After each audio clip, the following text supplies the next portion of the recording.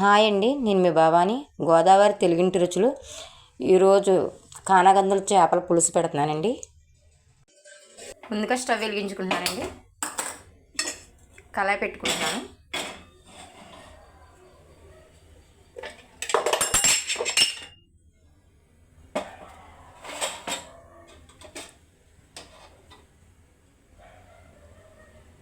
ఉల్లిపాయలు వేగడానికి సరిపడగా ఆయిల్ పోసుకుంటున్నానండి.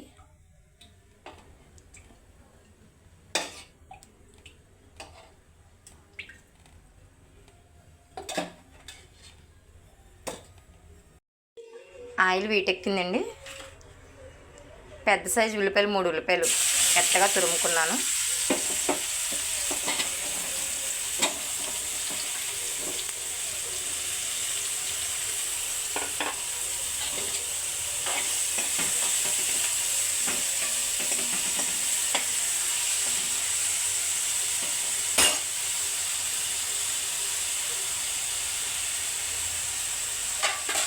అవి మగ్గంత వరకు మూత పెట్టుకుందాం. సిమ్లో పెట్టుకుని మగ్గ పెట్టుకుంటే బాగా మగ్గుతాయండి. ఉల్లిపాయలు మగ్గిపోయినాయండి. 4 పచ్చిమిర్చి ఇలా పొడవ కట్ చేసుకున్నాను.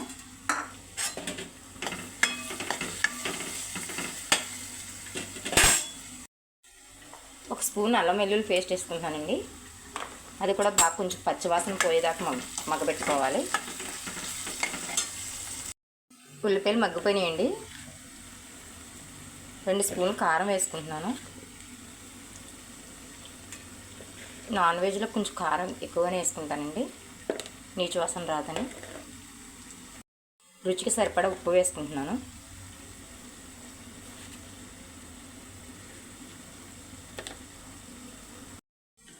ఇప్పుడు ఆ చేపలను అందులో వేసుకుంటున్నానండి, శుభ్రంగా క్లీన్ చేసుకున్నవి.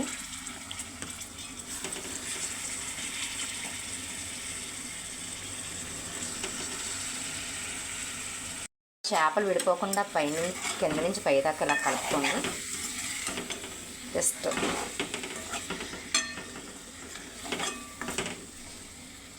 అంతే. కొంచెం వాటర్ పోసుకుందామండి. ఎక్కువ వద్దండి, చిన్ని గ్లాసులు.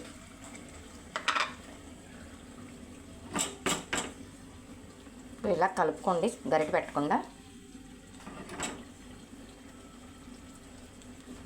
ఒక్క నిమిషం మూత పెట్టేసి ఉంచుదామండి. ఒకసారి మూత తీసి చూద్దామండి.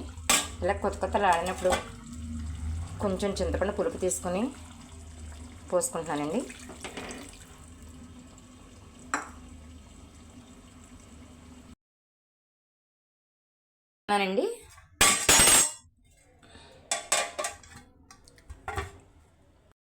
పులుపు పోసుకున్నానండి. మూత పెట్టేసుకుంటున్నాను. ఓ 10 నిమిషాలు మరగనిద్దామండి.